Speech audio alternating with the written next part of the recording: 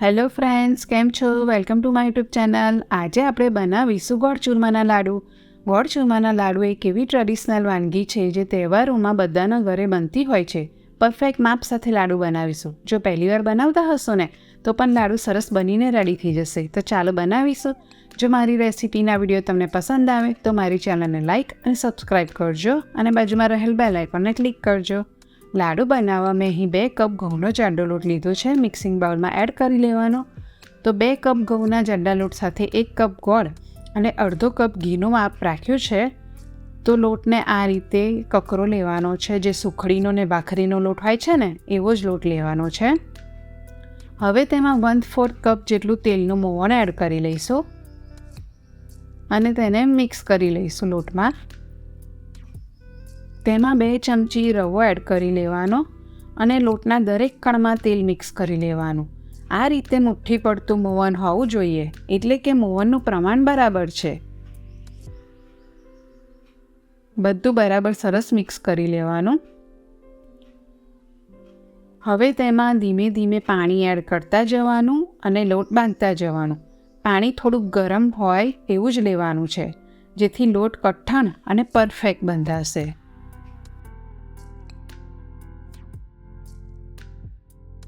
તો ભાખરીના લોટ કરતાં સહેજ કઠણ લોટ બાંધી લેવાનો અને આ રીતે આંગળીથી પ્રેસ કરી લેવાનું, જેથી મુઠ્ઠી અંદરથી પણ સરસ ચડી જાય. તો મેં અહીં બધા મુઠ્ઠિયા બનાવીને રેડી કરી લીધા છે. તો મારે મુઠ્ઠિયા લોટ બાંધવામાં 1 કપમાં 1/4 કપ જેટલું પાણી બચ્યું છે.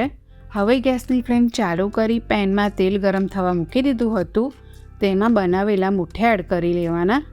ગેસની ફ્લેમ સ્લો ટુ મીડિયમ રાખીને જ મુઠ્ઠિયાને તળવાના છે, જેથી મુઠ્ઠિયા અંદરથી પણ સરસ ચડી જાય. તો જેમ મુઠ્ઠિયા તળાતા જશે તેમાં આ રીતે બબલ આવતા જશે અને જ્યારે બબલ ઓછા થઈ જાય ત્યારે જ મુઠ્ઠિયાને પલટાવવાના છે. મુઠ્ઠિયાને પલટાવવાની ઉતાવળ કરવાની નહીં. તેને ચમચીની મદદથી અથવા તો જારાના મદદથી પલટાવી લઈશું. મુઠ્ઠિયાને તળાતા લગભગ 10 થી 12 મિનિટ જેટલો સમય લાગે છે. બસ આ રીતે ગુલાબી કલરના થઈ જાય એટલે મુઠ્ઠિયાને પ્લેટમાં કાઢી લેવાના અને તેલ બધું અહીંયા નિતારી લેવાનું છે.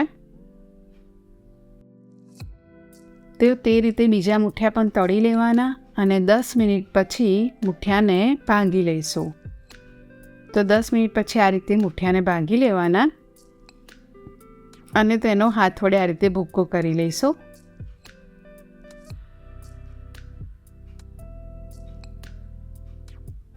બસ આ રીતે એનો ભૂક્કો કરી લેવાનો છે.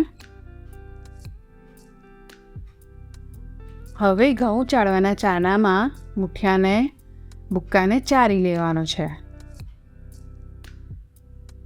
બસ તો આ રીતે તેને ચાળી લઈશું.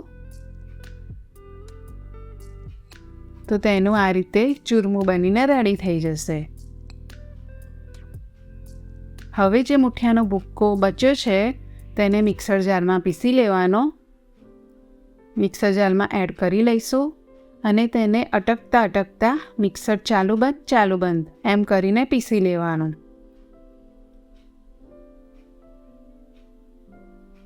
બસ આ રીતે પીસાઈ જાય એટલે ફરી તેને ઘઉં ચારવાના ચાળણાથી ચાળી લઈશું અને જે ઉપરનો આ ભાગ બચ્યો તેને ફરી પીસી લેવાનો. તો મેં અહીંયા બધું જ પીસી લીધું છે. તો તમે જોઈ શકો છો કે આ રીતે સરસ મુઠ્ઠિયાનું ચૂરમું બનીને રેડી થઈ ગયું છે. તો હવે ગેસની ફ્લેમ ચાલુ કરી 1/4 કપ જેટલું ઘી એડ કરવાનું છે. તેમાં ચણાનો ઝીણો લોટ એડ કરતા જવાનું છે અને હલાવતા જઈશું, જેથી અંદર ગાંઠા પડે નહીં. તો મેં અહીં 3-4 ચમચી જેટલો ચણાનો લોટ એડ કર્યો છે.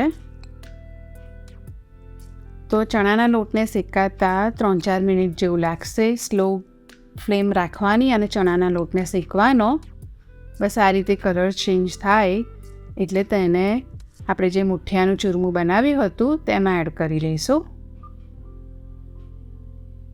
હવે એ જ પેનમાં આપણે ગોળ લેવાનો છે. 1 કપ મેં ગોળ લીધો છે અને દેશી ગોળનો ઉપયોગ કર્યો છે. તો 1 કપ ગોળ, 2 કપ કકરો લોટ અને અડધો કપ ઘી લેવાનું છે લાડુ બનાવવામાં. હવે ગોળમાં 1/4 કપ જેટલું ઘી એડ કરી લીધું છે અને ગેસની ફ્લેમ ધીમી રાખીને ગોળને ઓગાળી લેવાનો.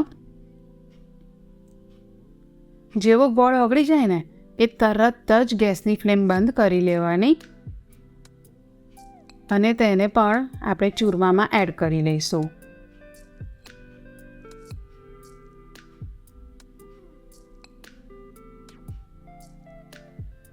હવે તેમાં સમારેલા કાજુ, બદામ અને દ્રાક્ષ એડ કરી લઈશું.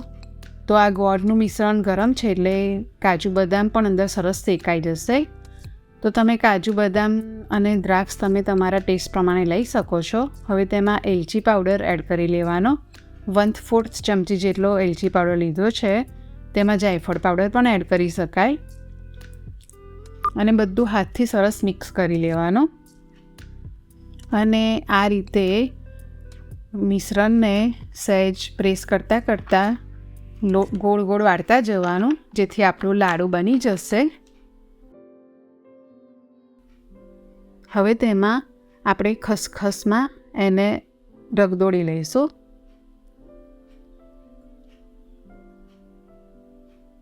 ખસખસવાળો લાડુ દેખાવમાં સરસ લાગે છે. બસ તો અહીંયા આપણો લાડુ બનીને રેડી થઈ ગયો છે. તો એ રીતે મેં બધા લાડુ બનાવીને રેડી કરી લીધા છે. તો તમે જોઈ શકો છો કે એકદમ પરફેક્ટ લાડુ બનીને રેડી થઈ ગયો છે. તો તમે પણ આ લાડુ જરૂરથી બનાવજો અને મને કમેન્ટમાં જણાવજો.